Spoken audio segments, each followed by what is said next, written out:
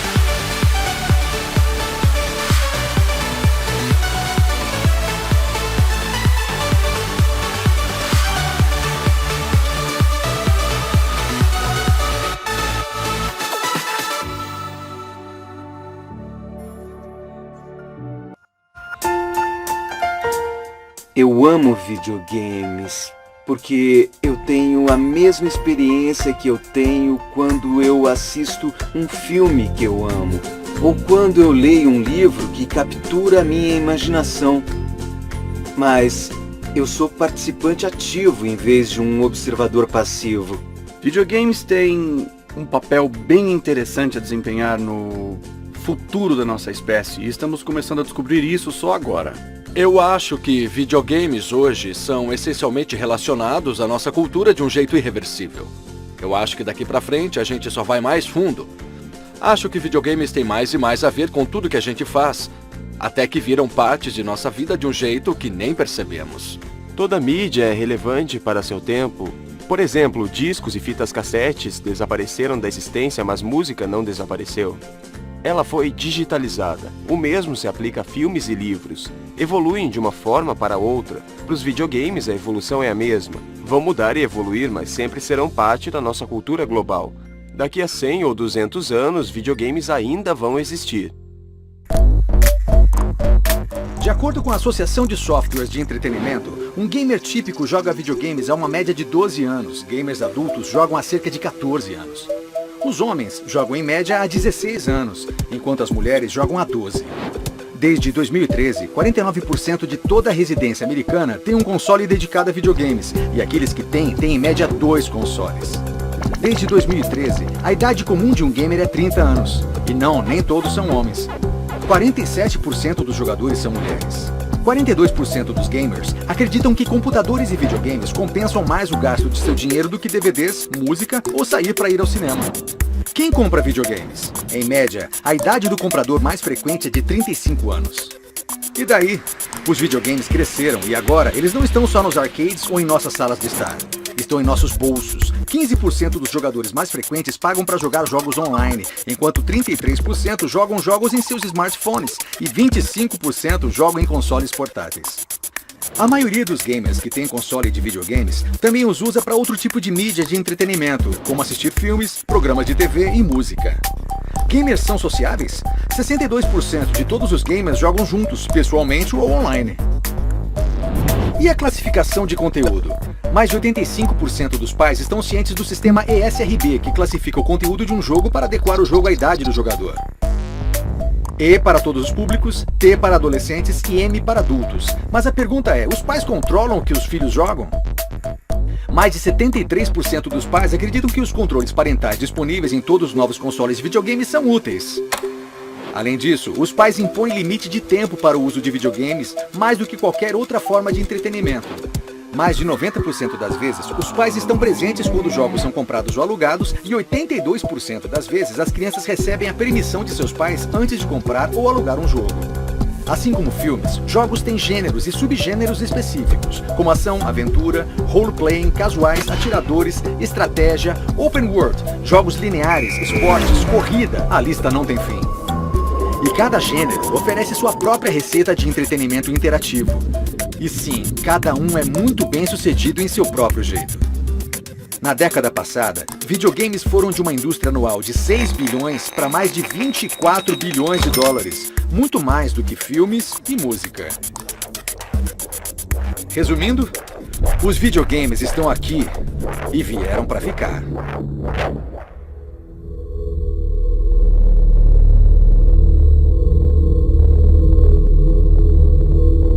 Pequeno grupo de espíritos determinados, inflados por uma fé inquebrável em sua missão, pode alterar o curso da história. Mahatma Gandhi.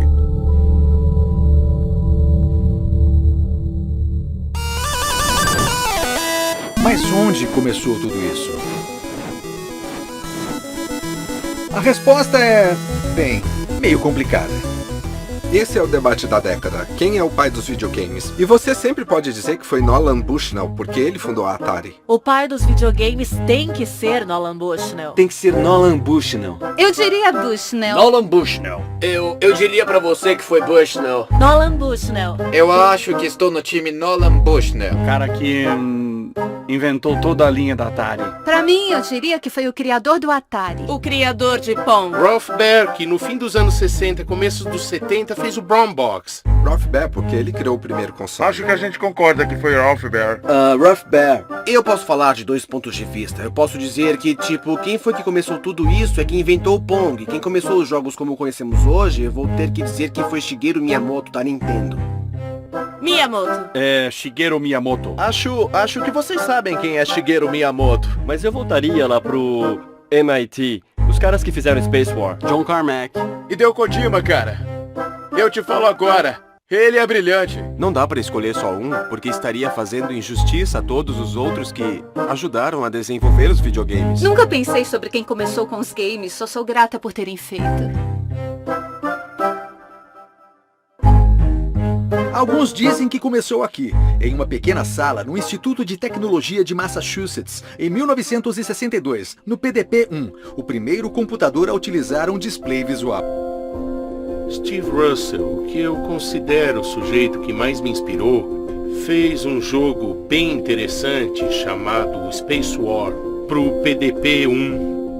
E eu joguei isso na faculdade. Enquanto trabalhava num parque de diversões, senti que se trouxesse o Space War para o arcade, ganharia muito dinheiro. Foi um jogo especialmente desenvolvido para demonstrar a capacidade do PDP-1 da Corporação de Equipamento Digital em 1962. Um grupo de estudantes e empregados da MIT queria criar um jogo que destacasse as capacidades dessa nova máquina. Em particular, um aspecto interessava a todos eles e era uma tela de visualização. Antes disso, A maioria dos computadores tinha saídas de fita de papel ou algo assim. Mas esse tinha uma tela real nele. Eu voltaria até Steve Russell, porque foi ele que fez o primeiro game jogável. O produto do Russell era tão divertido de jogar que infectou todos os PDP-1 no mundo inteiro e tiveram que chamar um pessoal para tirar o jogo porque estava gastando muito tempo no computador. Outros dizem que jogos eletrônicos começaram bem antes, ou que videogames foram um subproduto da tecnologia da Guerra Fria. Como sempre, a verdade está em algum lugar no meio. Apesar de muitas indústrias e inovadores terem se unido para preparar caminho para a possibilidade do primeiro videogame,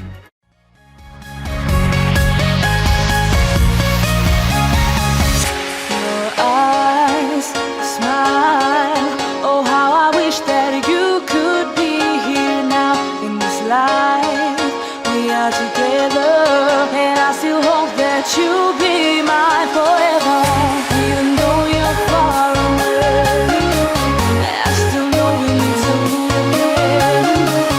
We are together.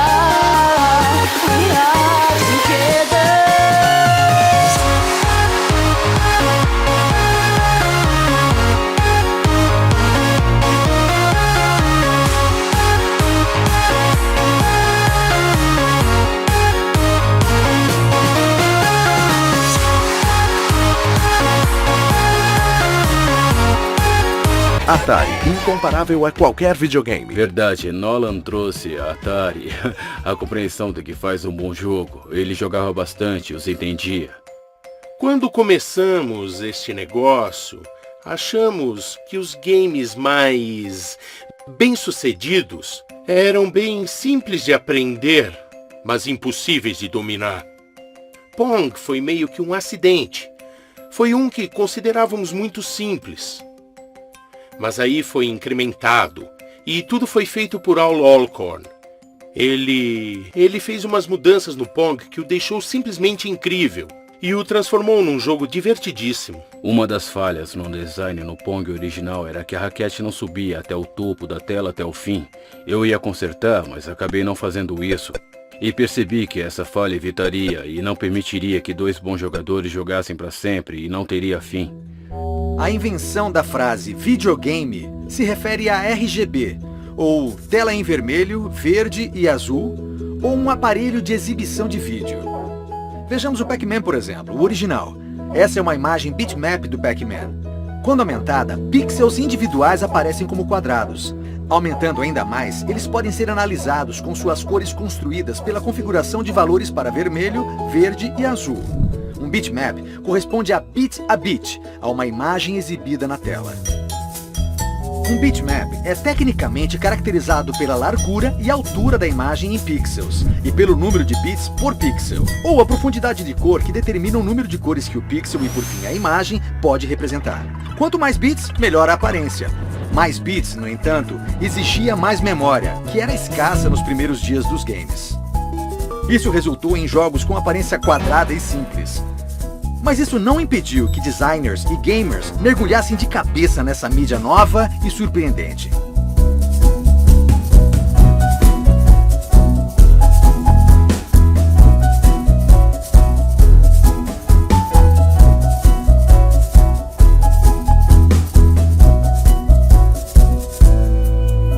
Com o tempo e com o avanço da tecnologia, 8 bits viraram 16, depois 32, 64, 128 e assim foi.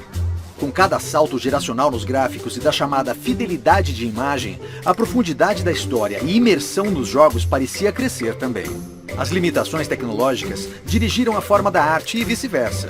Os jogos evoluíam lentamente e os que estavam por dentro cresciam com a própria forma de arte que estavam criando. Era a máquina da Magnavox, acho que se chamava Odyssey. E para te mostrar como as coisas eram diferentes, ela praticamente só permitia que você jogasse Pong. Aquele console não tinha gráficos de verdade, eram só quadrados de luz na tela da TV. Então tinha máscaras Mylar que você grudava na tela.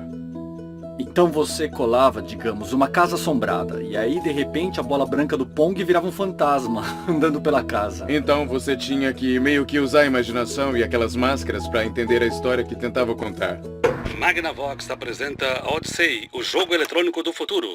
Odyssey se encaixa facilmente em TV de qualquer marca em preto e branco ou a cores para criar um playground eletrônico de circuito fechado. Odyssey proporciona toda a ação do hóquei e outros 11 jogos emocionantes para toda a família jogar e aprender.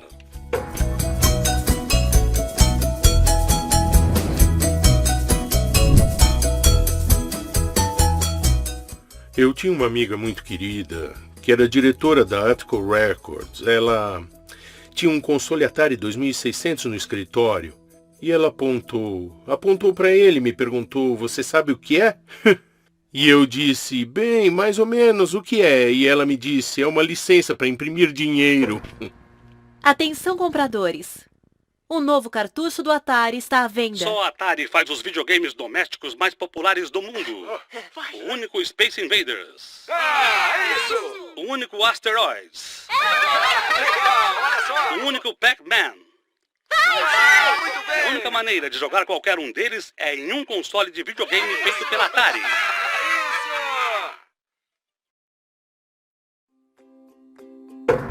O primeiro jogo que eu me lembro de ter jogado foi o Space Invaders no Atari 2600. Eu tinha uns 6 anos. E eu tava na casa do meu amigo e eu fiquei estarrecido porque era possível manipular uma imagem na televisão. O primeiro console que eu lembro ter jogado foi o Atari 2600. A gente jogava de tudo. Jogamos Donkey Kong, lógico, beisebol.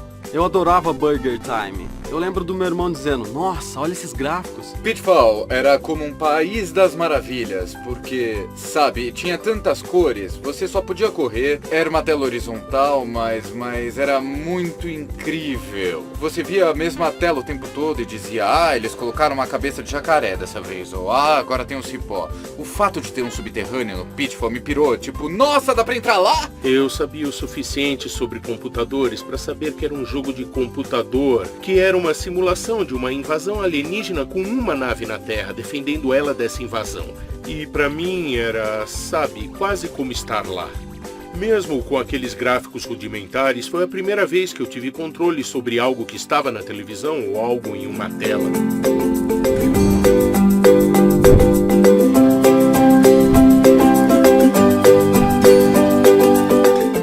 Eu acho que o console mais memorável de toda a minha vida é um do qual eu ainda tenho muita saudade, ainda queria ter, é meu Nintendo NES original. O sistema de entretenimento Nintendo, seus pais te ajudam a ligar. Como é jogar no sistema de entretenimento Nintendo?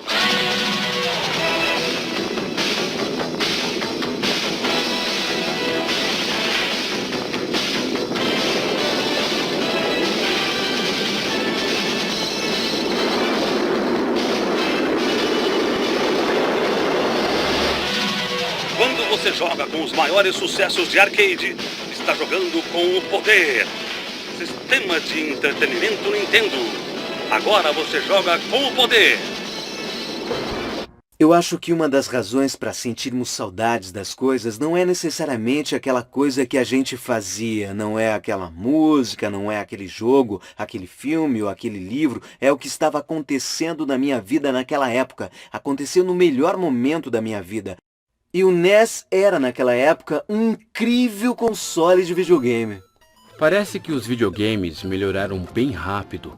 Antes da minha adolescência, era tudo meio nada com nada e não tinha um visual tão legal quanto os jogos de arcade. Mas quando a Nintendo surgiu, as coisas começaram a melhorar bastante mesmo.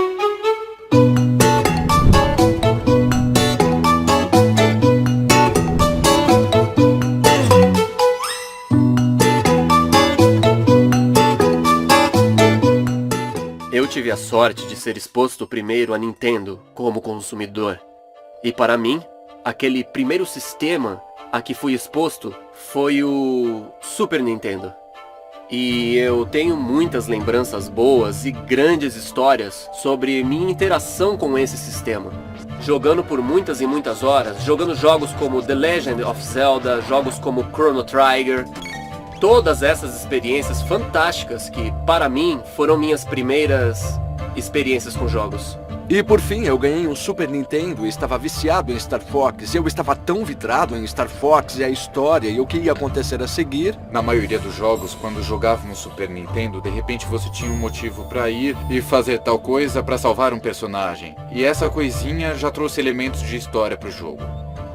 O que eu acho que foi ótimo na Nintendo durante essa época é que eles realmente queriam garantir que todos os jogos do sistema fossem de altíssima qualidade. Mas o Sega Genesis foi algo totalmente diferente. O Sega Genesis foi a minha experiência na faculdade, como o Nintendo foi a minha experiência no ensino médio, sabe? Era um console muito avançado.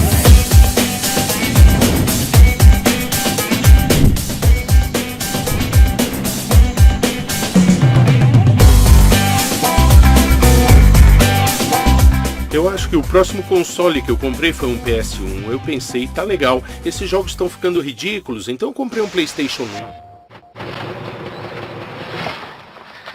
Ei, encanador! O cara do bigode! O seu pior pesadelo chegou, arrume suas coisas. Eu tenho uma pequena surpresa pra você aqui. Olha só, o que você acha disso? Sony PlayStation tem mais de 150 jogos. NHL Face Off 97, Jet Mono, Double Number 1, Destruction Derby 2, Crash Bandicoot e a lista é gigante. Eu vou te dar uma amostra grátis. Você não pode parar, vovó. Não pode! Vai, garota! Viva no seu mundo, jogue no nosso. Vou ter que pedir que se retire. Tá me machucando. De repente, você tinha uma quantidade incrível de dados num disco que também tocava música e tudo mais. Para mim, foi um portal para os jogos modernos de hoje. Quando Tomb Raider entrou em cena em 96, levou as pessoas para um mundo do qual elas nunca haviam participado antes. O mundo 3D. Era um mundo imersivo numa época em que não existiam muitos jogos assim. E eu acho que ao longo dos anos isso cresceu, as pessoas se apegaram a isso. Quando falo com os desenvolvedores e com os fãs ao redor do mundo, eles sempre se lembram de suas primeiras experiências com Tomb Raider. Foi algo muito especial.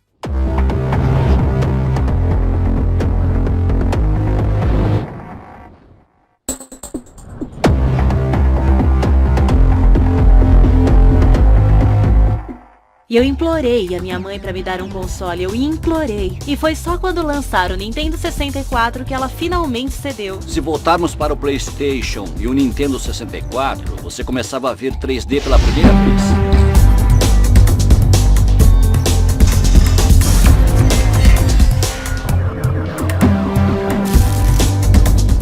O que aquilo permitiu que a visão do Sr. Miyamoto fizesse foi dizer: agora eu tenho a capacidade de manipular polígonos em tempo real, num frame rate rápido bastante. Então, em vez de apenas ir para frente e para trás, agora eu posso correr em círculos ou me mover para dentro ou para fora da tela. Aquilo deu uma nova dimensão à jogabilidade. E o controle foi, na verdade, concebido como um joystick analógico, para poder controlar esses movimentos. Deu uma dimensão completamente nova àquilo que os jogadores estavam acostumados. Por um bom tempo, tinha sido aquele plano em 2D, planos horizontais em 2D. Mas conforme evoluiu para 3D, começamos a ver as pessoas brincando. Sabe, que tipo de mecanismos a gente pode criar agora? Com que coisas a gente pode brincar? Que mundo novo é esse dessa nova dimensão? E sabe, foi duro no começo. Sem dúvida havia bons exemplos, mas era difícil. Foi difícil dar aos jogadores esse novo nível de liberdade ao qual eles não estavam acostumados. Então começaram a fazer consoles maiores e melhores. E você podia fazer ambientes mais 3D com um frame rate melhor e mais qualidade sonora. E aí você podia colocar mais polígonos nos gráficos de modo que os personagens ficassem mais realistas.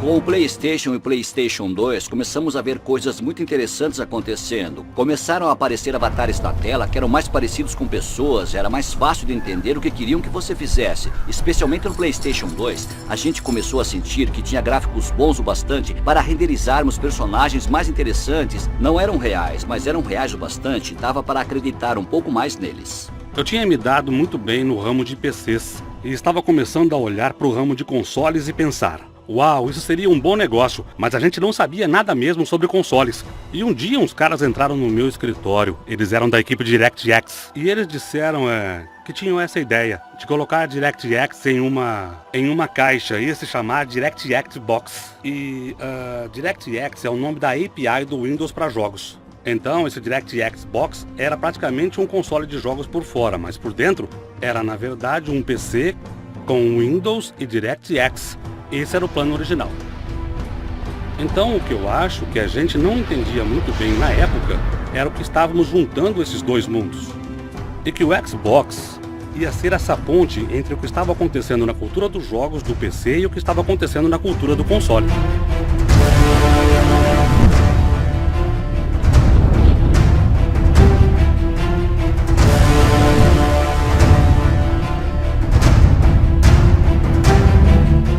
E então, quando chegamos ao PlayStation 3, a gente disse, ok, essa coisa vai nos dar energia o bastante para voltar a revisitar a ideia de contar uma história baseada nos personagens. A gente pode fazer de um jeito que ninguém fez antes.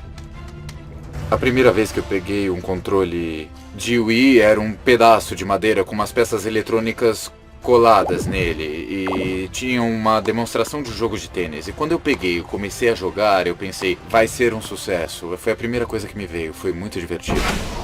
O Xbox 360 é um console espetacular, simplesmente fantástico. Eu absolutamente amo. Eu gosto do PS3 também. Não tô muito interessado, sabe, nas guerras santas, sobre qual é o melhor. Eu diria que isso é briguinha de fã, como eu gosto da Nintendo, eu gosto da Sega, eu gosto da Sony, sabe?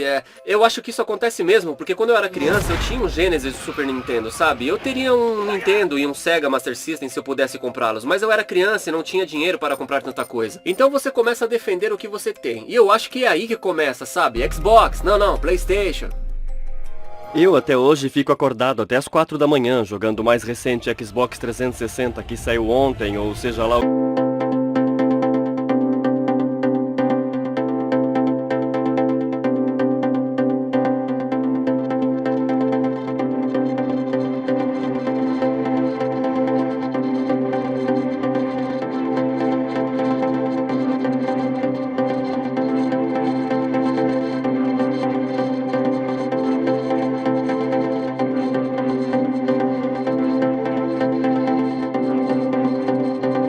Maiores e maiores, a indústria de videogames começou a se fixar na consciência do público. Muitos passaram a argumentar que os jogos são uma forma de arte, tanto quanto qualquer coisa. O problema é que arte é um termo subjetivo. Sabe, o que é arte para uma pessoa é lixo para outra pessoa. E é aí que você volta para a semântica da palavra arte, que é problemática. Independente de ser um filme, ou um livro, ou uma pintura, ou um jogo de computador. Ela provoca uma resposta. Isso faz você pensar sobre o mundo ou olhar para o mundo de um jeito um pouco diferente. Eu sempre acreditei que os jogos são com toda certeza uma forma de arte. Como o Phil Fish disse, é a junção de todas as formas de arte e expressão que a humanidade já teve que fazem um jogo. Você olha pro pessoal que constrói um videogame e aí você vê um compositor de música, você vê um escritor, você vê um artista que faz os esboços, vê um artista técnico, você vê designers de níveis que criam espaços como arquitetos. São uma espécie de vingadores do talento, se você parar pra pensar, entendeu? Em nenhum lugar isso é mais evidente do que nos videogames. Você vê artistas que criam mundos tridimensionais maravilhosos. E a tecnologia que permite aos jogadores entrar nesses mundos e que eles sejam os mais reais possíveis é o melhor exemplo da arte e da ciência trabalhando em conjunto.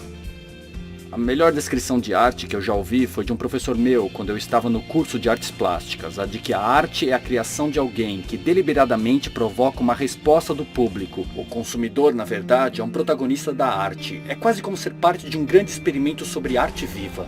Tem muita logística básica, tipo, você aperta X e isso acontece, ou aperta Up e aquilo acontece, mas se os jogos fossem só isso, não estaríamos jogando mais, sabe? Teríamos perdido o interesse há muito tempo. Surpreendentemente, a tecnologia de jogos modernos ainda é baseada no mesmo conceito fundamental dos primeiros jogos, combinando novas camadas de ciência e arte para alcançar níveis mais elevados de inovação e de expressão.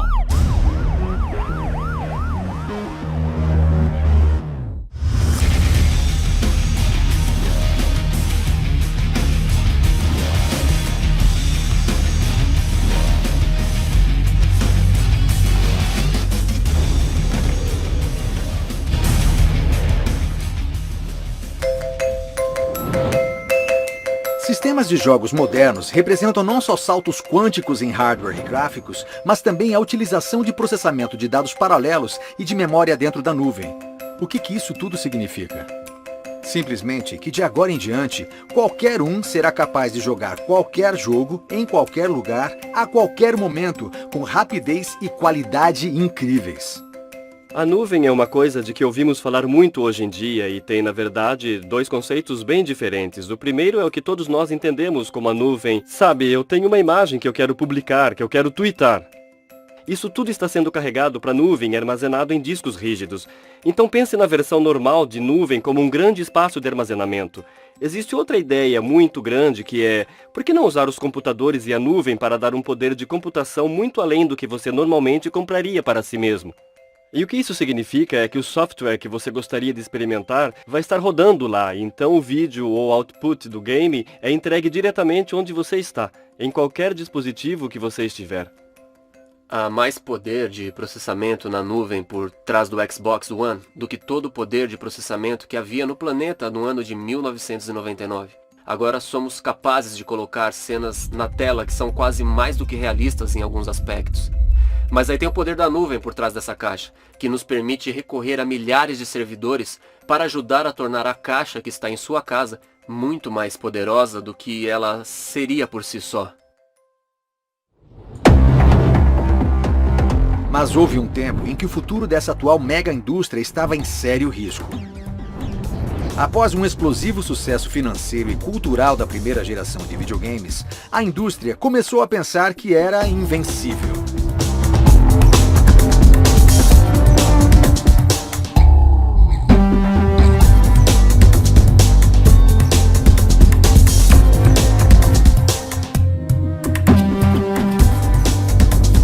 Quando todas essas empresas viram que tinham um mercado para videogames, elas simplesmente inundaram o mercado com muitos jogos. Havia algumas empresas que realmente queriam mostrar que tinham jogos excepcionais, mas depois, para cada jogo incrível, havia 100 jogos muito ruins. O que aconteceu é que haviam criado grandes expectativas de que no próximo Natal seria ainda melhor do que o anterior. E os consumidores tinham enjoado, estavam cansados de comprar sempre a mesma coisa, com uma experiência pobre de entretenimento. O pessoal começou a produzir jogos num ritmo bem acelerado. E a qualidade caiu substancialmente, até o ponto em que alguns jogos eram tão ruins que inúmeros deles acabaram sendo jogados em aterros. Com dezenas de novos desenvolvedores surgindo da noite para o dia e os capitalistas de risco despejando dinheiro no que parecia ser um produto garantido, era só uma questão de tempo. O mercado estava ficando saturado e em 1983, seu destino acabou sendo selado. A Atari fez um acordo com a Universal Studios para criar uma adaptação de videogame do popular filme E.T., o Extraterrestre.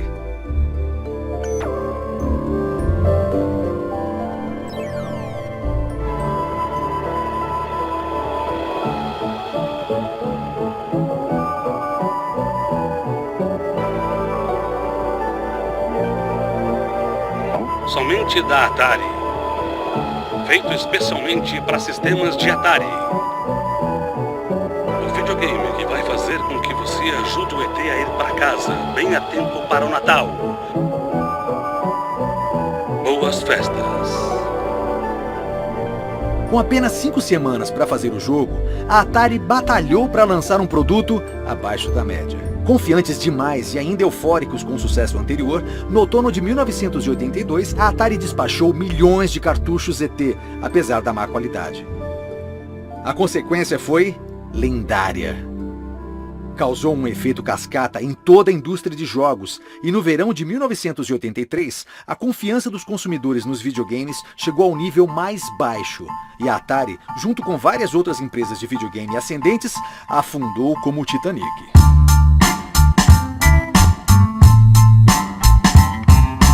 Toneladas de jogos de Atari enterradas. Cidade para Atari, o lixo ET. Liquidação. A batalha pela sobrevivência na Warner.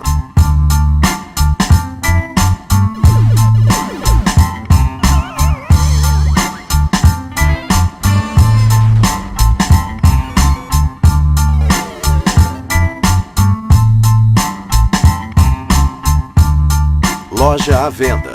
Desconto de 20% em todos os cartuchos em Intellivision.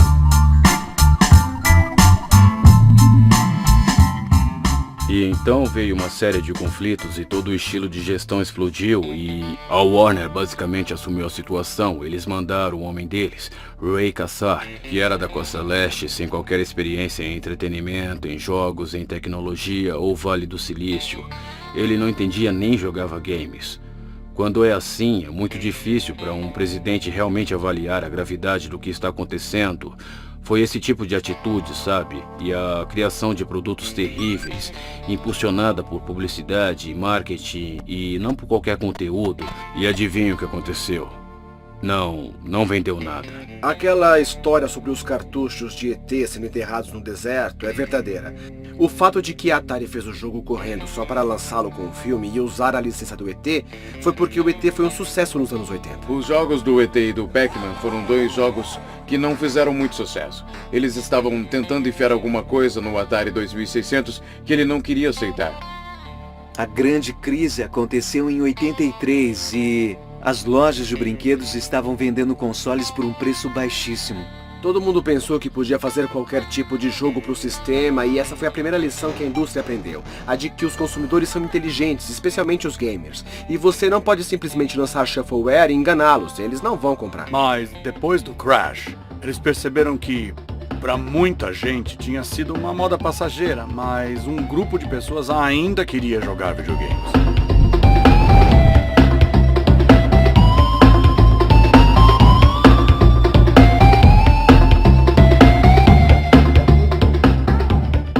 Por alguns anos após a crise, muita gente pensou que os videogames americanos seriam despachados para a seção modismos populares das enciclopédias do século XXI e esquecidos.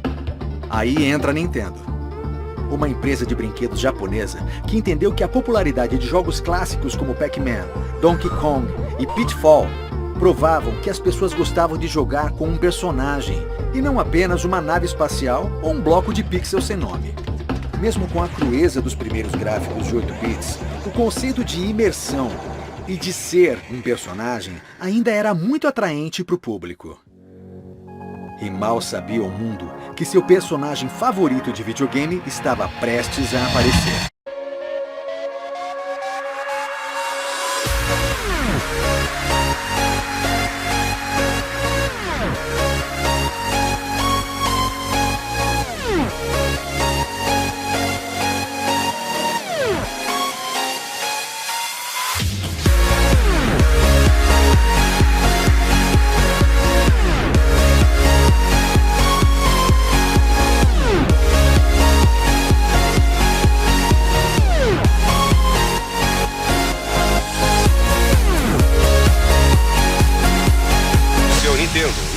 Pequeno e barato que lhe permite jogar videogames no seu aparelho de TV. Isso se chama Game Boy. E analistas da indústria dizem que pode haver uma corrida por ele se a demanda de férias exceder o suprimento. Este é o Super Mario 3.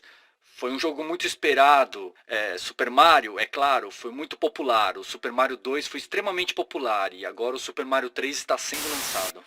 É o brinquedo mais vendido no país há 3 anos consecutivos. 20 milhões dessas coisas agora habitam salas americanas. Habitar é a palavra. Por causa da crise, nenhum varejista queria tocar num, entre aspas, console de videogame. E então nos esforçamos para chegar a algo diferente. Não era apenas um sistema de jogos, tinha outros recursos nele. E finalmente inventamos o Rob, o amigo robótico, e armas Upper e 2 cartuchos. E vendemos como um sistema de entretenimento. Mesmo assim, era difícil convencer os varejistas a comprá-los, mas foi bem o bastante. E durante essa primeira fase, Super Mario saiu e vendeu como louco. Foi um título extremamente bem sucedido. Eu acho que Nintendo Entertainment System foi um grande marco, porque antes dele aparecer, havia um enorme ponto de interrogação sobre a popularidade dos videogames. Houve a grande crise do videogame, e a Nintendo nos mostrou como podíamos trazê-los de volta e torná-los populares de novo. Eu lembro de ter visto Super Mario Bros. Pela primeira vez e de ter perdido a cabeça. Foi tipo, uau, tem um arcade na minha casa, essa é a coisa mais legal do mundo. Mario Bros. Foi bom e Zelda foi ótimo, então eu passei várias horas como jogador naqueles primeiros jogos da Nintendo. Eu amava esses primeiros jogos da Nintendo. Eu vi o Nintendo Entertainment System e disse, uau, isso é novo, original, diferente e traz novas experiências para o consumidor. Vi o Mario Brothers original e disse, uau, isso é novo, isso é diferente. O mesmo pro Legend of Zelda original. Então, depois da crise dos videogames, eu desencanei deles por um tempo e simplesmente os ignorei. E aí um dia, eu fui à casa de um vizinho, um garoto da minha rua. E ele tinha aquela caixa cinza com o Robbie, o robô, e uma arma Zaper. A gente jogou caça ao pato, e depois colocou o Super Mario, e aí eu pensei, tá bom, isso aqui é outra conversa. E eu lembro da primeira vez que eu pulei e acertei um bloco que estava ali, e eu não sabia que estava ali. Um dos blocos secretos com uma vida extra dentro. Minha cabeça simplesmente explodiu, porque agora havia segredo dentro dos jogos. Com o renascimento da indústria americana de videogames, um novo tipo de gamers nascia. O apetite por simples jogos de labirinto estava acabando. Os gamers queriam mais. Virar um personagem, viver uma história virtual e ser absorvido por algo de outro mundo não só era tecnicamente possível agora, mas expectativas por experiências mais profundas e mais imersivas estava crescendo. Conforme o ramo de games evoluiu, começaram a fazer jogos maiores e mais complicados, exigindo manuais de 30 páginas e 80 horas de jogo pra encarar. Ninguém nunca ligou muito para os personagens de Gauntlet, sabe? Gauntlet era simplesmente um jogo viciante. Mas agora, não só gastamos mais dinheiro com jogos, mas os vemos como mídia de entretenimento e queremos participar da história, queremos fazer parte daquele mundo. A maior diferença é que os jogos antigos, eu acho, eram bem mais difíceis. Se você não pulasse pra cair no lugar certinho da plataforma, não passava de nível. Timing era tudo. Agora nós temos muito mais liberdade. Dá pra matar um chefe de várias maneiras. Antigamente costumava ser que o único objetivo do jogo era sair atirando em aliens pixelizados que caíam do céu, mas a gente não sabia por que eles caíam do céu. Não queria saber por que caíam do céu, só queria atirar neles. Mas hoje em dia não só sabemos por que os aliens estão caindo do céu, mas o nome das mães deles, o nome dos filhos que eles vão ter. E sabemos que temos que destruir todos eles. Acho que os jogos, conforme foram se desenvolvendo, mantiveram muitas características. Eles apenas manipularam como elas funcionam no mundo dos jogos, porque as pessoas desejam coisas diferentes. Elas querem se envolver mais, não querem sentar ali e, sabe, sentar num bar por um tempo e jogar Pong. Elas querem realmente participar daquele mundo um pouco mais. No início, o entendimento da indústria era simplesmente qual é a mecânica? Como os jogadores interagem com o meio interativo? Conforme começamos a entender um pouco melhor essas regras, outros aspectos de produzir algo realmente avançado ou bonito foram trabalhados. Então, gráficos avançados passaram a ser mais relevantes, porque estávamos aprendendo como o visual interage com a narrativa e com o ato de jogar. Naquela época, a principal tarefa de um designer de games era criar as regras de um jogo, só isso. Era bem parecido com xadrez ou cartas. Nos anos 90, com a chegada do PlayStation e de tecnologias mais poderosas, ganhamos o dom da expressão. Os jogos viraram 3D, os personagens podiam falar, música podia ser criada. Os personagens podiam se expressar através de expressões faciais detalhadas. No fim dos anos 80 e início dos 90, a indústria estava revigorada, com nova tecnologia, novos clientes e novos talentos. Uma renascença no design de videogames estava chegando, que não apenas deu vida a alguns dos melhores videogames de todos os tempos, mas por fim a uma nova indústria que geraria bilhões de dólares e uma nova geração de desenvolvedores de jogos.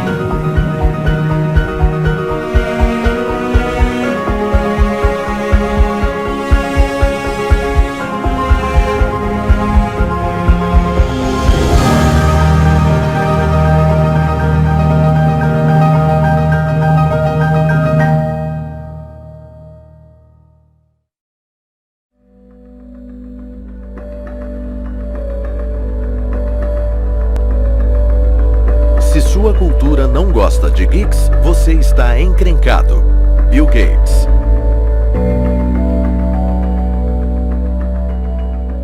Cultura.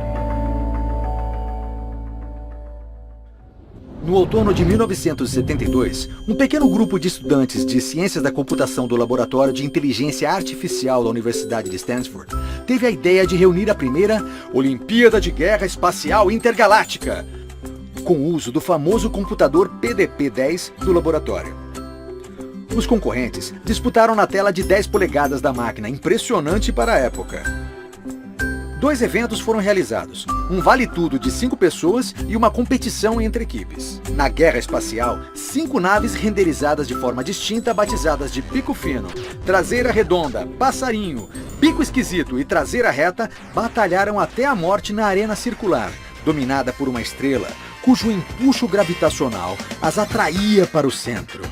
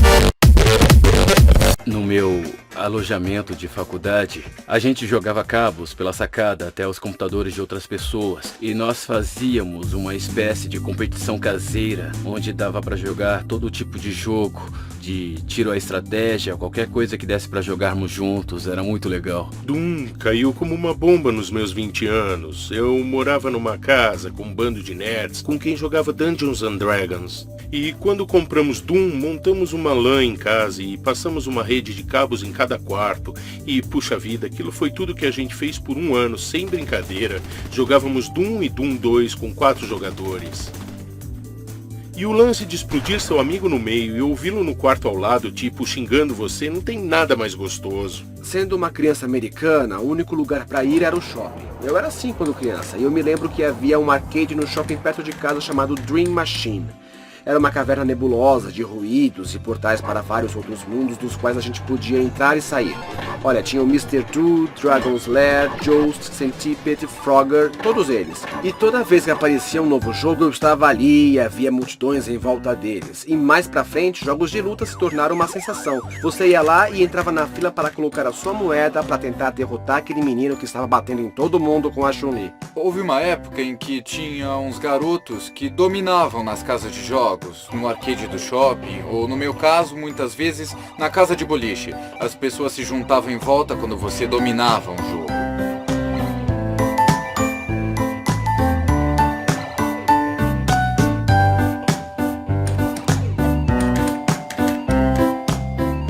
Nascia uma sociedade global. Uma sociedade que agora não apenas joga e se conecta online, mas que também já produziu amizades duradouras, prósperas comunidades e até casamentos. E essa comunidade não existe apenas pelo entretenimento. Gamers não são apenas um dos grupos mais ativos e conectados, eles estão entre os mais leais. De alguma forma, amizades formadas dentro de uma experiência de jogo criam um laço que não se desfaz facilmente.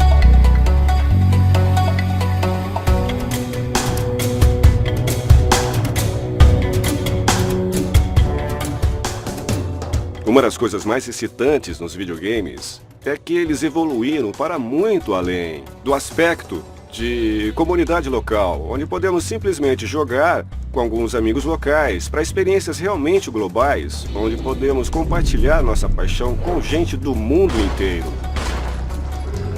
Eu adoro a conectividade. Eu tenho amigos de uma vida inteira que eu conheci online e começamos a jogar juntos e depois acabamos, sabe, nos encontrando para competições ou para sairmos juntos e de fato nos conhecendo de carne e osso. E... parece bobo, mas muitas dessas amizades se construíram em cima da experiência conjunta que a gente tem quando está jogando, sabe? Eu acho que é uma coisa especial, é algo mágico. Tem uma coisa que eu vi trabalhando no ramo da internet por todos os anos 90 e começo dos 2000, pessoas que se conhecem online e se apaixonam e às vezes se mudam para outra cidade para tentar viver juntas, sabe? Pessoas que se casam e se conhecem assim. Há um novo tipo de relacionamento humano que não existia 10 ou 15 anos atrás. É uma coisa nova, as pessoas podem se conhecer e se apaixonar e nunca terem se visto no mundo real. Eu nem sei dizer quantas histórias ouvimos sobre pessoas que se conheceram, que se relacionaram, até se casaram por causa do jogo. Pessoas que passaram por algum tipo de doença terrível de lidar, e os videogames as ajudaram a lidar com isso. Eu vejo como a morte de personagens centrais afeta as pessoas e faz com que chorem no jogo. Gente que tatua o logotipo do jogo no corpo, ou casais que se conheceram jogando no Xbox Live e que agora jogam em co-op toda noite. Tem crianças que existem porque seus pais se conheceram no World of Warcraft, sabe? Tipo, os videogames mudaram o curso da evolução humana de alguma forma. Criaram novos rituais de acasalamento e modos de interação social que não existiam. Isso é resultado da internet dos videogames. Então vai ser interessante observar a evolução disso tudo. Os videogames vão se tornar cada vez mais reais e conectar cada vez mais pessoas no mundo inteiro. Eu costumava jogar EverQuest por muito tempo, como a maioria dos jogadores de EverQuest. Conheci um cara na Coreia do Sul, PvPing, e ficamos amigos. Eu acabei indo ao casamento dele 10 anos depois. Nossas famílias são amigas agora, e é fantástico, porque tínhamos a mesma paixão por jogos, tínhamos vários valores e ideais parecidos e compartilhamos muitas experiências online, onde criamos um laço profundo e uma verdadeira amizade. E aquilo virou uma amizade para a vida toda no mundo real. Faz pouco tempo que eu vi alguém falando de um garoto cujos pais morreram num acidente de carro e que ficou sozinho no mundo e sem os videogames para se apoiar. Ele estaria no quarto sofrendo deprimido, mas o mundo de videogames e todos os amigos que ele tinha nesse mundo o apoiaram naquele momento tão doloroso.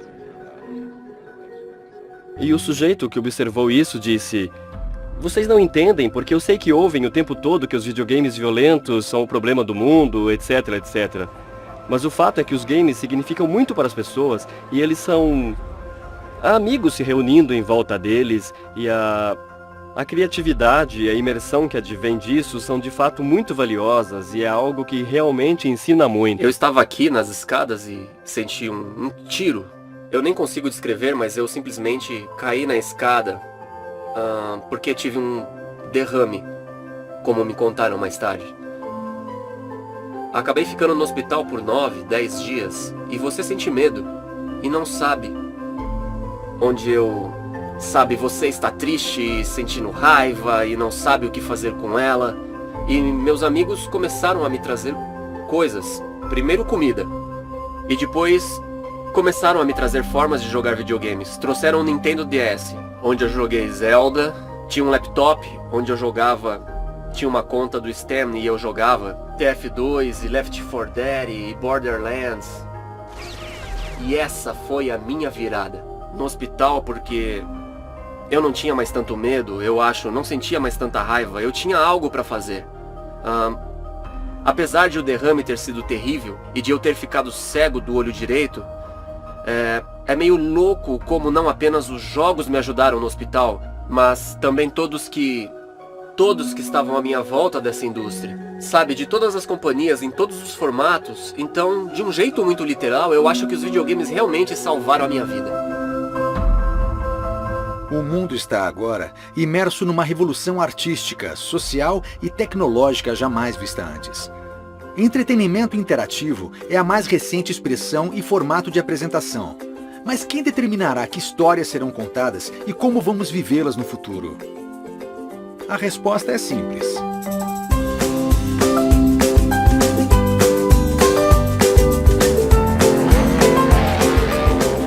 As crianças têm uma capacidade ilimitada para curiosidade, imaginação e criatividade. E não tem medo de falhar. Quando eu aprendi história na escola, era a coisa mais chata, era um livros velhos com ilustrações em preto e branco. Há pouco tempo eu vi o vídeo de uma menina na Carnegie Mellon falando sobre trebuchetes, que são armas antigas medievais. Mas ela sabia como era usar um, porque, é claro, tinha feito isso no mundo virtual. E ouvir uma menina de 6 anos dando uma opinião sobre armas de cerco medievais, em contraste com a minha versão daquilo, que era incrivelmente chata, é uma mudança fundamental na educação através do entretenimento, que pode fazer história e tornar coisas como essas muito mais atraentes. Meu filho tem 12 anos e é muito mais rápido que eu com isso. Ele é melhor nessas coisas. E isso é porque enquanto a mente dele estava se desenvolvendo, ele teve acesso a mídias interativas muito mais avançadas do que as mídias interativas que eu tive. Isso porque as mídias que eu tive acesso foram as primeiras. Meus pais não tiveram nenhuma mídia interativa enquanto seus cérebros se desenvolviam. Eu acho que videogames proporcionam um espaço para aprendermos a falhar com segurança e sucesso. Acho que, como cultura, temos uma verdadeira obsessão em fazer tudo certo.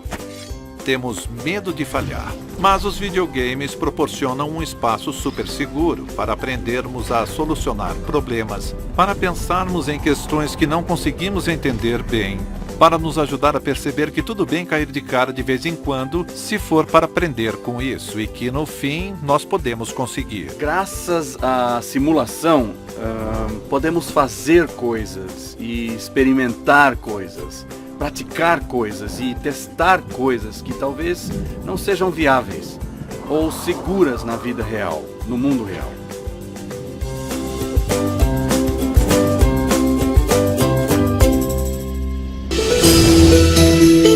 Apesar da grande aceitação dos videogames nos anos 80 e no início dos anos 90, no fim dos anos 90, o termo gamer ainda parecia ser primo próximo de geek ou nerd. Se você fosse um gamer sério e dedicado, era considerado parte de uma estranha subcultura. Mas os ventos da mudança estavam soprando, e essa percepção logo mudaria. Ser um gamer, logo, estaria na moda.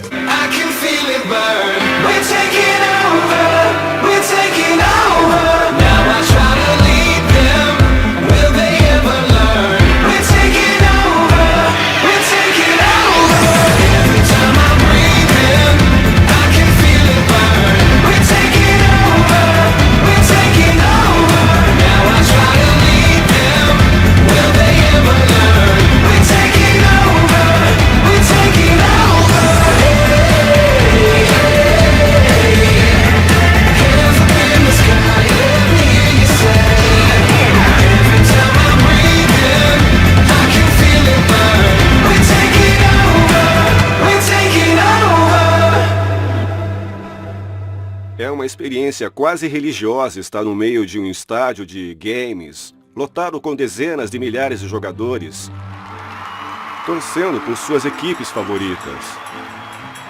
É incrível de se ver, porque é fácil duvidar que esse tipo de paixão se manifeste no ambiente físico e que as pessoas pagam centenas de dólares, viajam muitos quilômetros para vir a esses eventos, para ver gente jogar videogames. E elas fazem isso e adoram. Eu sempre fiquei meio frustrado com a ideia de nerdice dos videogames e coisas assim. A minha carreira é fazer videogames que parecem sucessos de bilheteria e não, sabe, games de segunda linha. E ter a coragem de me colocar diante de uma câmera, vestir uma camiseta limpa e mudar essa percepção também, esclarecer sobre games de uma forma geral e também esclarecer sobre a carreira. Então, ao longo da minha carreira de mais de 20 anos no ramo, sempre esperei que existissem garotos por aí que vissem um jogador de futebol ou um astronauta e pensassem, isso é legal, mas talvez videogames, talvez seja isso que eu queira fazer de verdade. E tem muita gente que me manda mensagens de texto ou e-mail e estão infelizes porque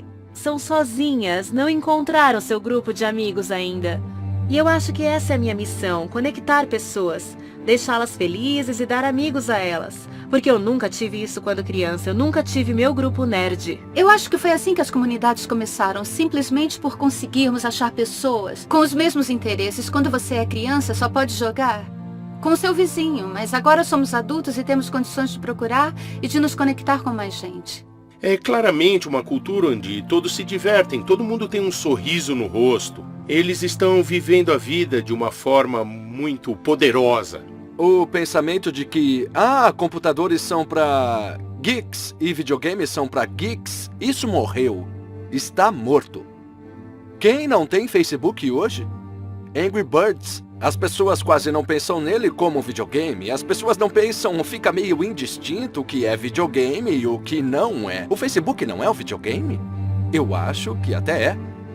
Porque é interativo como um videogame e dá pra se fazer coisas nele. O mundo está muito diferente agora.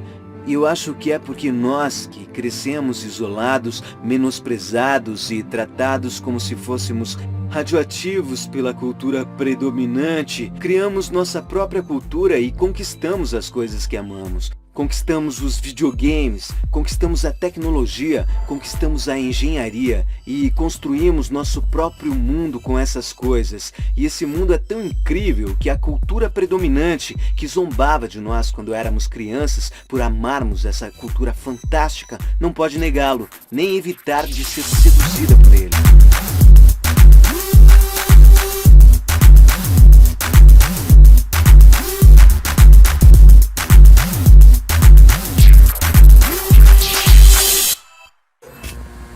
Vamos comemorar a Semana do Videogame a partir de hoje. Do estúdio 6B do Rockefeller Center, a Companhia Nacional de Difusão apresenta Late Night Show com Jimmy Fallon. Vem cá, olha como é bonito. Bom, é o console de videogames mais poderoso já feito. Queríamos 10 vezes a performance de qualquer outro. 10 vezes? Sério? 10 vezes. Achei que não dava pra fazer nada melhor que o PS3, mas parece que dá. 10 vezes. Ok, vamos jogar isso juntos. Então este é o Super Mario 3D World. Eu tô louco pra jogar. Oba, oba, oba, meu garoto! Eu adoro o Mario. Importante...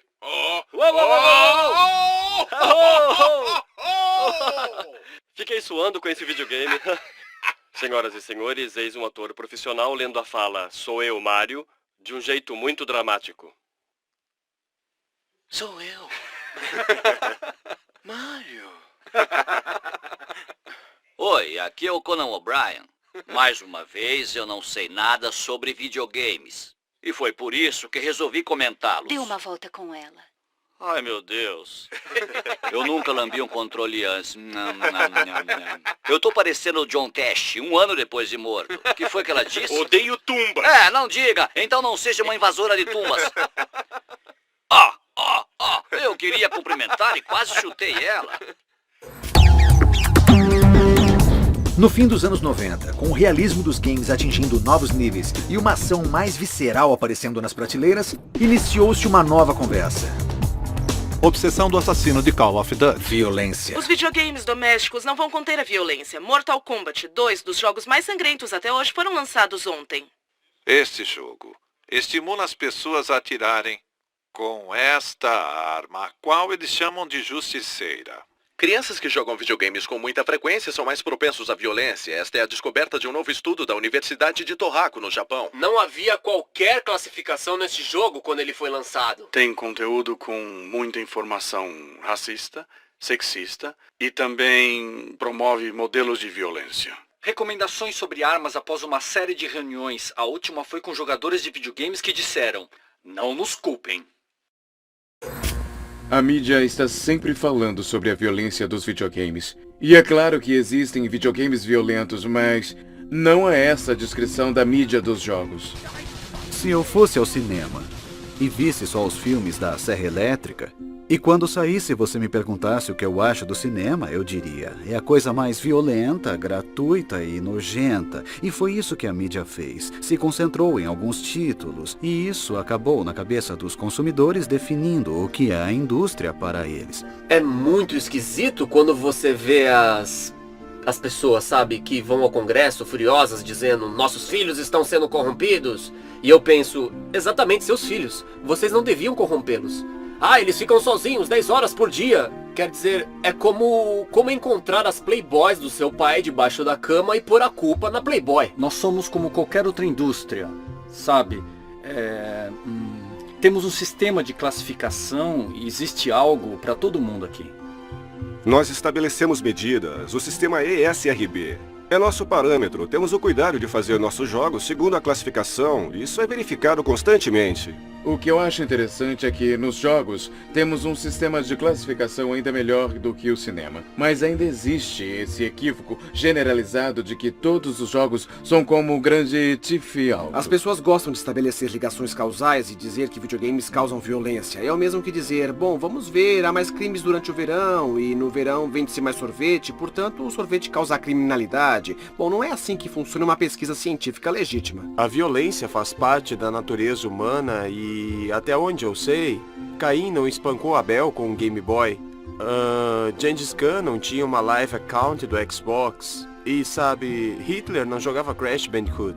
Infelizmente, tivemos vários crimes com armas nos Estados Unidos recentemente. E eu me lembro que alguém tweetou, depois de um dos últimos incidentes, quando começaram a acusar os videogames de terem influenciado nisso, disseram, uau, por que será que os outros países que têm os mesmos videogames não têm tantos crimes armados? Seria o mesmo que dizer, não queremos que ninguém mais veja filmes, porque todos os filmes são violentos. Mas ninguém diz isso, porque todos entendem o cinema como uma mídia. Não acredito que videogames sejam simuladores de assassinato. Para falar a verdade, as estatísticas provam que isso é exatamente o contrário do que dizem. Nós sobrevivemos a muita coisa como gamers por muito tempo. Nós sobrevivemos ao Congresso, nós sobrevivemos aos pais inoportunos, nós sobrevivemos à histeria religiosa. Você percebe que tem mais a ver com imaginação e invenção, com a conexão com outro mundo e que não tem todas essas coisas feias que as pessoas atribuem a eles. Acho que é um problema que vai desaparecer naturalmente e que temos apenas que defender a indústria, até que essa evolução ocorra.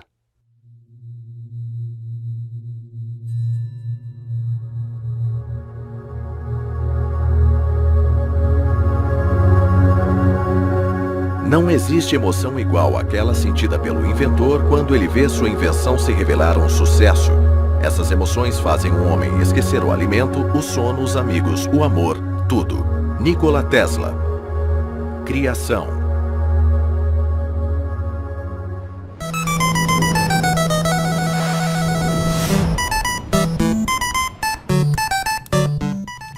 A fogueira. Todos nós já estivemos ali, num acampamento ou simplesmente ouvindo alguém contar uma boa história. Como humanos, sempre tivemos a capacidade e o desejo de suspender nossa descrença. Se ao menos por alguns minutos ao dia quisermos escapar das preocupações e deixar para lá, para ficarmos imersos em algo externo a nós. Nós temos a oportunidade de contar histórias, de dar ao consumidor a oportunidade de se perder em um mundo pelo tempo que ele quiser.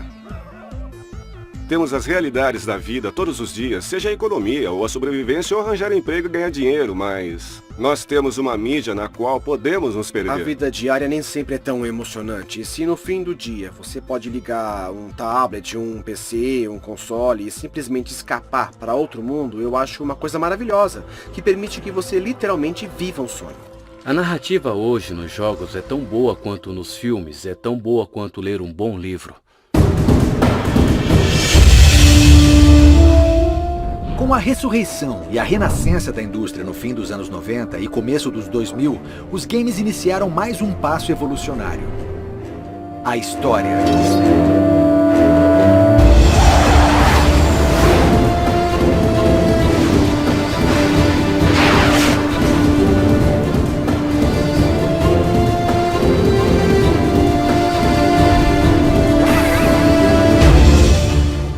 Isso mudou fundamentalmente as expectativas do público sobre o que seria um bom jogo e aumentou o nível de exigência para desenvolvedores de games do mundo inteiro. A narrativa nos videogames é uma fera difícil de se domar.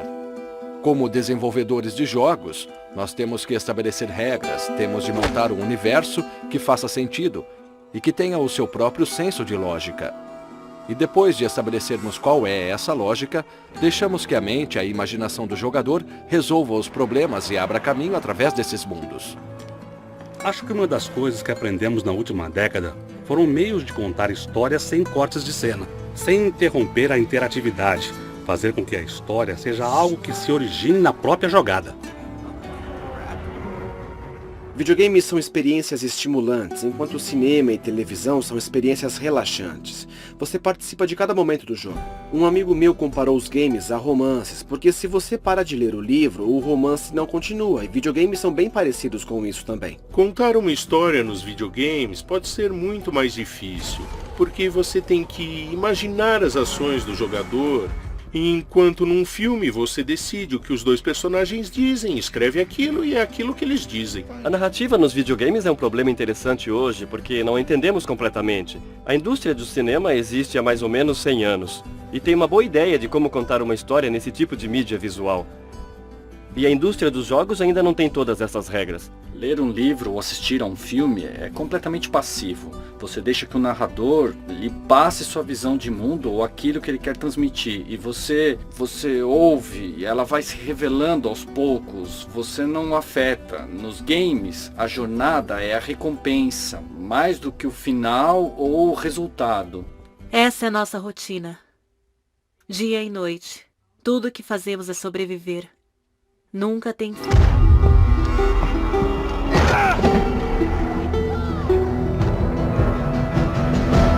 A ideia de espontaneidade dentro da narrativa é algo exclusivo dos videogames. Você não pode mudar uma música enquanto a escuta, não pode mudar o fim de um livro enquanto está lendo, mas em certos jogos, suas decisões têm um resultado direto no destino dos personagens.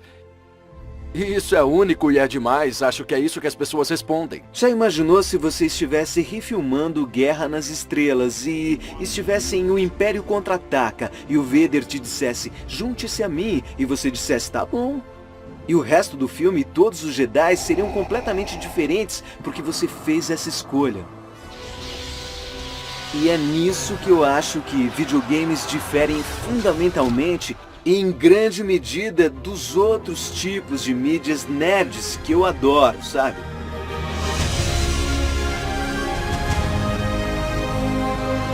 Quem vive, quem morre. Eu entendi. Nós temos que escolher. Atenção! Lá vai ele! Abaixem as armas. Não precisa se envolver com isso. Temos que escolher. Se você insiste. Eu não vejo como poderia ter salvo a vida de outras pessoas. Eu também perdi alguém que amava. Seja nas clássicas lendas do Rei Arthur ou em produções mais modernas, uma coisa que nunca foi difícil para a humanidade foi a suspensão voluntária de nossa descrença. Os primeiros contadores de histórias viram a força primordial de escrever, ler e contar histórias verdadeiras ou ficcionais. Eu acho que quando você mostra um mundo a um jogador e como ele funciona, ele entra nesse mundo e aquela passa a ser a sua realidade. Então, acho que como desenvolvedores de games modernos, temos que ter em mente que a suspensão da descrença vem da criação de um universo e da criação de um mundo. Um mundo imersivo, que tem regras que são previsíveis e lógicas, e não do prazer visual que obtemos com todo esse poder de fogo. E agora que temos esses consoles que apresentam gráficos impressionantes, belas explosões e mundos imersivos, existe algo mais. Pegamos nossas inspirações de fora dos jogos, as emoções, o desenvolvimento de personagens e a narrativa de uma forma que tentamos inovar para que exista uma associação, um apego ao personagem do jogo, para que você sinta a história, para que você sinta que está lá, tomando essas decisões o tempo todo. Boas histórias não são só entretenimento. Boas histórias podem nos ajudar a crescer, podem nos ensinar sobre o passado e nos fazer aspirar a coisas maiores e mais elevadas. A experiência narrativa de um videogame não é diferente. A fogueira é só um pouco mais brilhante e colorida.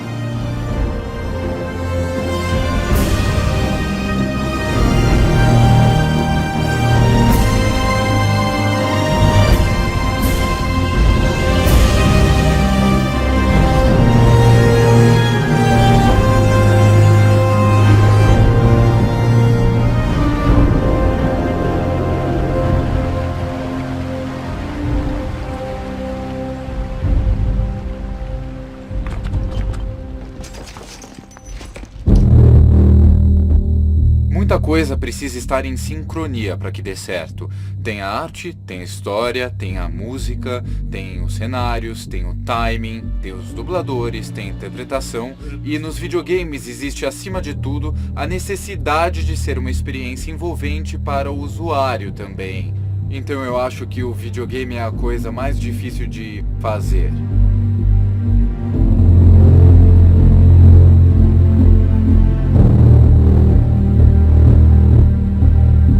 Se você quer emoção, precisa de um rosto humano. E no mundo dos filmes é a coisa mais fácil de se obter. É só apontar a câmera para alguém e você tem aquilo na mesma hora.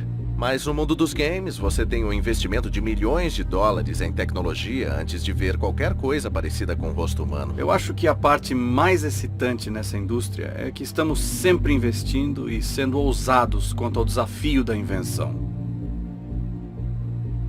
E inventar é difícil, porque se você já soubesse o que vai ser, não precisaria inventar, porque já existiria, não é? Então sempre que temos, seja uma ideia de design, ou alguma coisa de estilo, ou sei lá, algo relacionado à história, nós meio que dependemos dessa confiança de que nós teremos inspiração, de que teremos revelação. Aí começa a fase dos protótipos, então fazemos um monte de protótipos e começamos a tentar entender. Ei, essas ideias que nós tivemos são boas mesmo quando colocadas no ambiente interativo? Eu acho que no estágio alfa você espera ver a diversão. É um momento delicado, como os anos estranhos da adolescência, em que pode ser uma experiência incrível, pode dar tudo muito certo e todos estão entusiasmados, porque existe algo ali com o que brincar, do começo ao fim.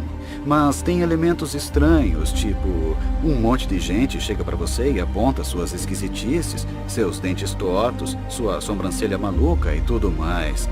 Você espera que... Tudo bem, eu estou vendo, eu entendo. Agora preciso voltar e arrumar essas coisas, ficar um pouco mais bonitinho. Voltar para a rua e me exibir de novo. Você começa a juntar todos os recursos. Coisas como uma boa história, a arte de alta fidelidade, os personagens bem detalhados. E quando você começa a casar essa produção de altíssima qualidade com o esqueleto original dos protótipos das suas ideias, você começa a montar o produto.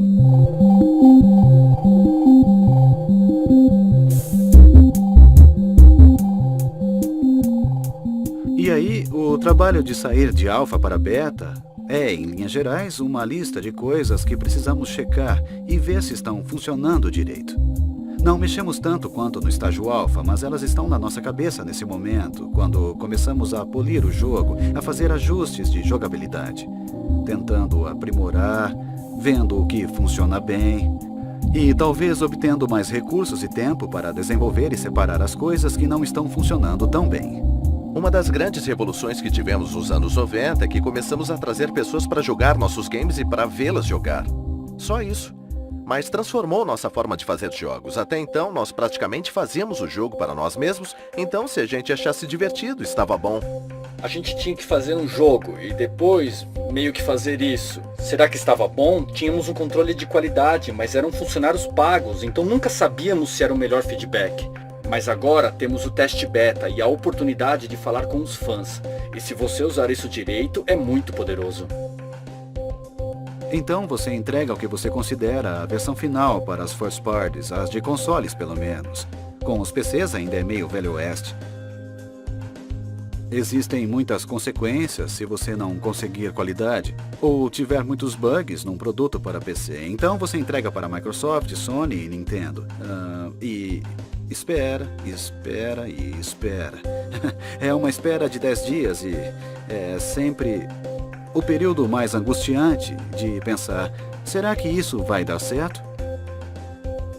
Então, recebemos aquele telefonema ou e-mail, talvez 10 dias depois, e aí, ei, está bom. E aí começamos a comemorar. Ou vocês têm tais problemas críticos e tais problemas menores e precisam corrigir todos esses problemas e reenviar. E aí, é aí que vai para as ruas, as pessoas adoram ou odeiam. Na maioria das vezes os dois. Sempre existe os dois extremos, por melhor que seja o jogo. E você tem que aguentar as pancadas, deixar que as pessoas deem sua opinião. É difícil até de acreditar como as coisas mudaram. Títulos com 1000 anos de trabalho humano de programação, design e arte. É assombroso. É 1000 vezes o trabalho de fazer um filme. É de dar medo. Eu não sei por que faço isso. A evolução das grandes histórias nos videogames não poderia ter vindo em melhor momento. É como se a tecnologia estivesse pronta para a ocasião exatamente na hora certa. Da virada do século até agora, os games nunca foram tão bons de se ver, de sentir ou de jogar. E aí entra a próxima geração.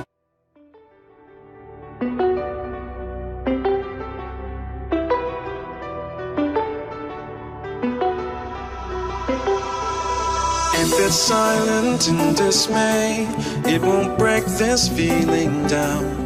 If I conquer this my way, I'd devour, I'd surround. If it hurts you just a little, then it heals you when it's done. Disappointment is the anchor, resolution is the sun.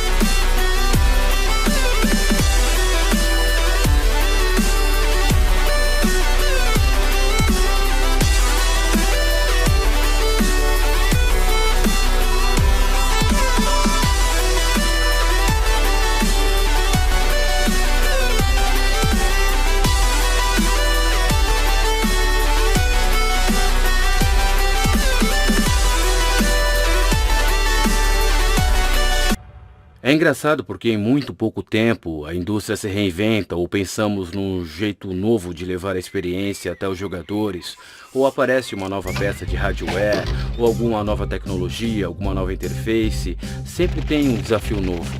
Estamos num momento difícil para a indústria, estamos numa transição de consoles e estamos vendo muitos indicadores de desempenho apontando que jogos estão e não estão vendendo. E quais são os melhores para se fazer? Sinceramente, é muito difícil prever. Ninguém poderia prever que as plataformas mais populares hoje, 5 ou 10 anos atrás, ninguém poderia prever que este seria o modelo atual. A cada nova geração de consoles, nós obtemos mais poder de fogo. E a cada geração de consoles tem gente dizendo, isso é o bastante? Legal, isso é incrível. E logo depois, isso não é tão incrível. Eu preciso de outra coisa incrível, sabe? Porque já estamos mal acostumados com isso. A mídia cresceu muito comparado ao início. Eu acho que em parte é porque finalmente temos tecnologia para renderizar personagens que são verossímeis. Ao pensarmos como estúdio em como vamos desenvolver a nova identidade e passar para a próxima fase, para a nova geração de consoles, temos que pensar de uma forma inovadora. Temos que pensar em como construir a base de uma estrutura para os próximos 10 anos.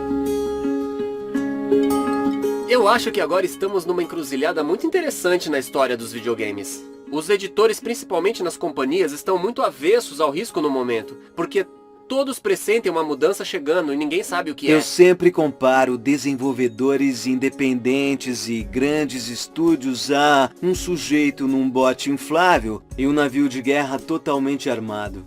Cada um tem os seus pontos fortes e eu acho que onde os independentes literalmente levam vantagem sobre os grandes editores é que eles são muito mais móveis.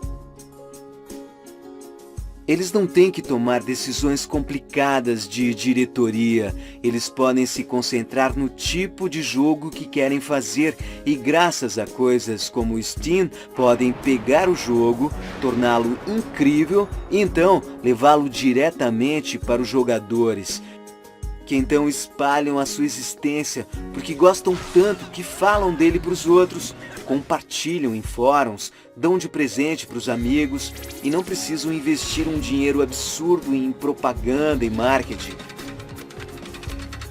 Os jogos top de linha têm belos gráficos, grandes orçamentos, equipes artísticas incríveis, Mas nem sempre é isso que necessariamente faz um bom jogo. Realmente, sempre que uma plataforma se abre para permitir que amadores criem produtos, a quantidade de inovação é sempre incrível. O interessante é que quando você tem uma equipe de 200 pessoas, a capacidade de inovar é praticamente zero. Você tem que seguir o que foi projetado originalmente. E é isso que o jogo se torna. Quanto menor a equipe, mais você consegue descobrir as inspirações importantes, as sacadas que acontecem depois que grande parte do jogo está feita. E aí alguém diz, seria legal nesta sessão e nesta aqui se a gente fizesse assim. Se você tem uma equipe de 200 pessoas, não dá para mudar de ideia assim. Você tem que dizer, bom, seria legal, mas não temos tempo, temos que terminar. Eu acho que existe mesmo uma revolução a caminho dos jogos, em que as pessoas querem encontrar games que contenham mais personalidade e alma do que os que eles já conhecem. Um grande desenvolvedor de games talvez não possa assumir grandes riscos num título de realidade virtual que só funcione nesse formato e realmente o utilize, mas os independentes são motivados pela paixão, por querer fazer o melhor jogo possível. Eles normalmente não ficam sentados dizendo, como posso fazer algo que me dê um bom retorno do investimento? Acho que isso vai se tornar cada vez mais importante no mundo dos games nos próximos anos.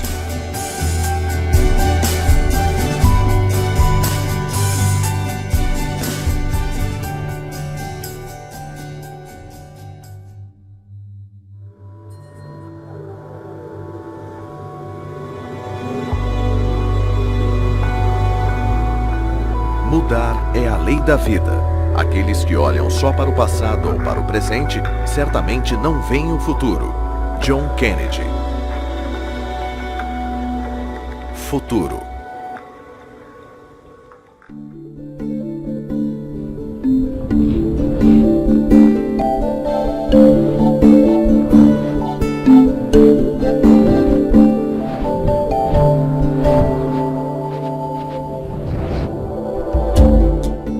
Para onde vamos agora? Muitos pensam que em relação à próxima geração da fogueira, a tradicional experiência de jogo com um controle ligado a uma tela tem suas limitações. Uma das coisas que me deixam mais animado é a realidade virtual. Eu acho que muitos se lembram do início dos anos 90, quando o Passageiro do Futuro foi lançado, e a realidade virtual seria a sensação. E nunca aconteceu porque os headsets eram muito desajeitados, os gráficos eram ruins. Bom, graças aos avanços da tecnologia, dos smartphones, das telas, a realidade virtual vai voltar com tudo. Eu não estava pensando em fazer um headset de realidade virtual. Eu queria comprar um que fosse legal, então experimentei comprar todos os tipos de capacetes e nenhum deles era o que eu queria para jogar videogames de uma forma imersiva. Aí eu disse, droga, parece que eu vou ter que inventar um para fazer isso. E acabei descobrindo que a tecnologia havia avançado muito nos últimos anos e que aquilo era algo finalmente possível de se fazer. Como você anda no mundo virtual? Como se movimenta fisicamente de um jeito natural em vez de ficar sentado usando o mouse e um teclado? É por isso que desenvolvemos o Only. É uma interface que permite andar e se movimentar livre e naturalmente no seu jogo favorito. Se parar pra pensar, eu espero que a gente nunca acabe com um jogo onde eu possa me sentar no sofá e apertar os botões por um tempo. Será que aqueles pioneiros, cujas ideias acabaram originando uma indústria, imaginavam que ela se tornaria um dia?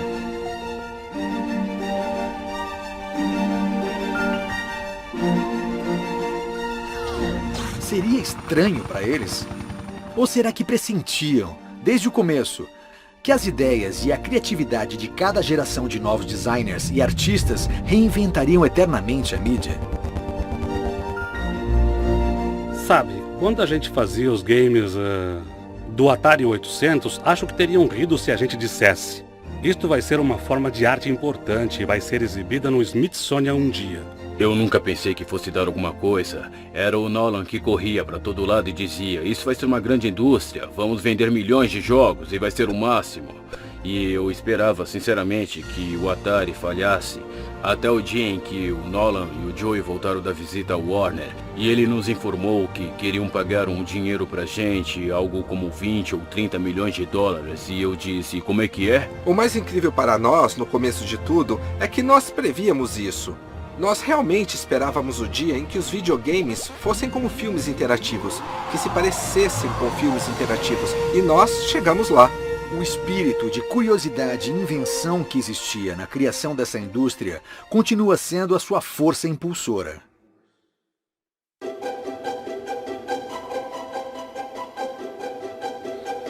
Os desenvolvedores de jogos de hoje continuam dando ao público novas interpretações de histórias clássicas. O que começou como um único pixel, agora redefiniu o modo de contar histórias para o século XXI e além.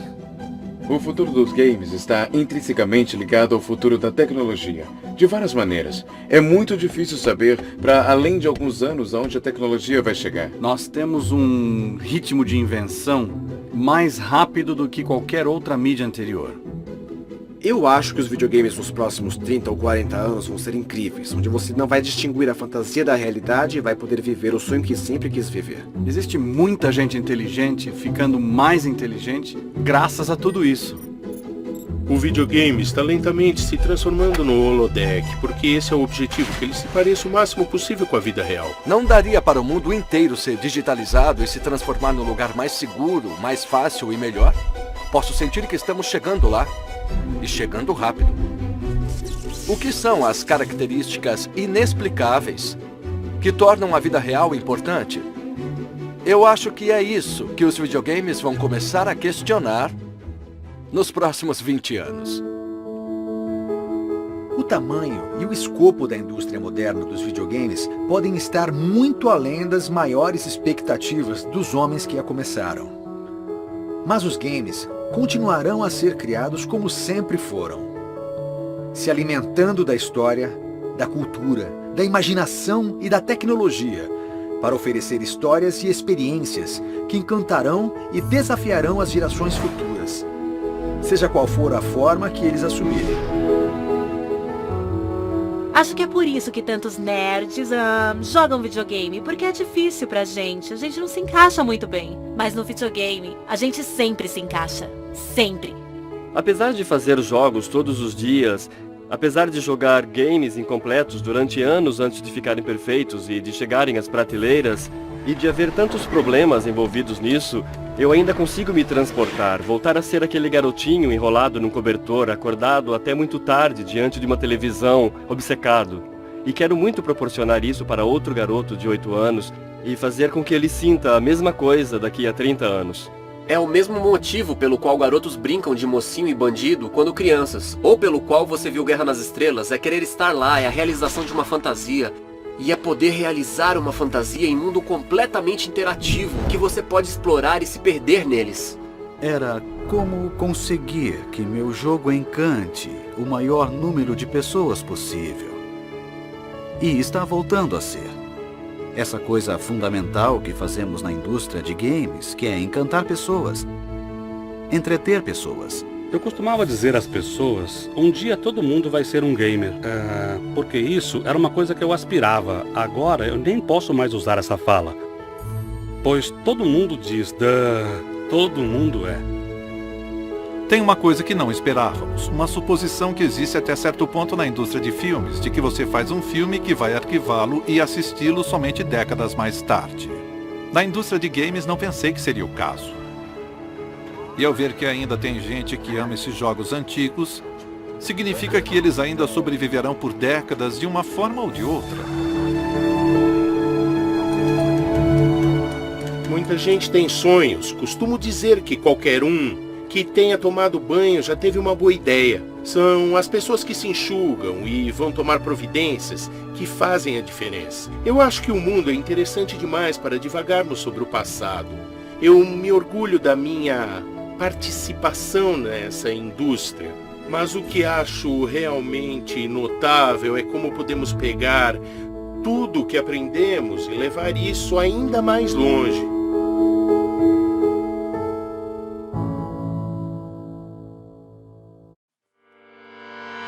Echoes of your words crashing into me, drown me in your lies, and there's no way to breathe. And my walls will keep you down. I am safe without the sound of you around.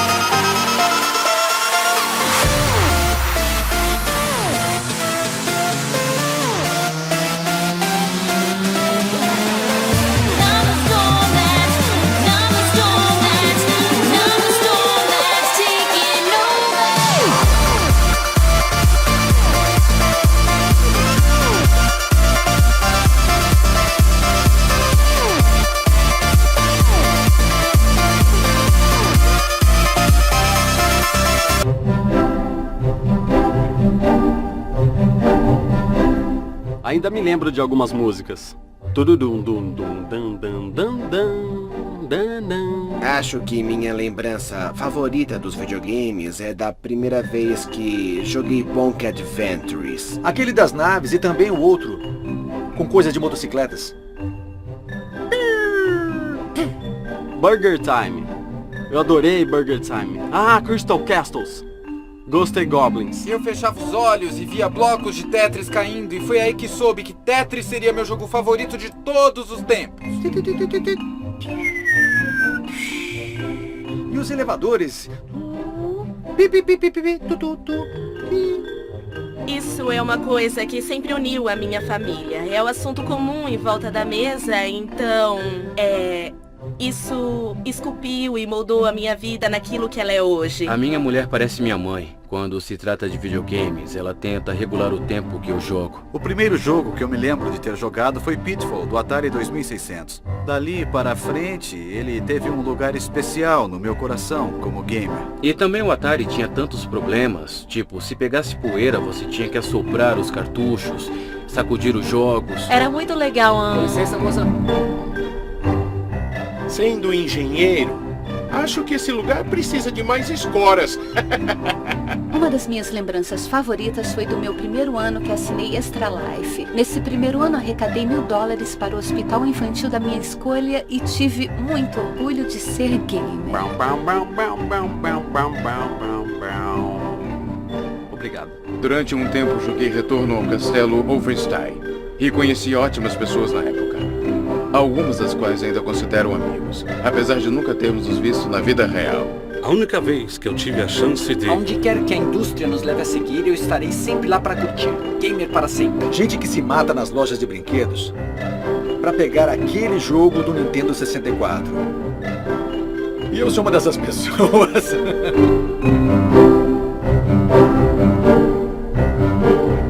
Agradecimentos especiais a todos os nossos apoiadores no Kickstarter. Não poderíamos ter feito esse filme sem vocês.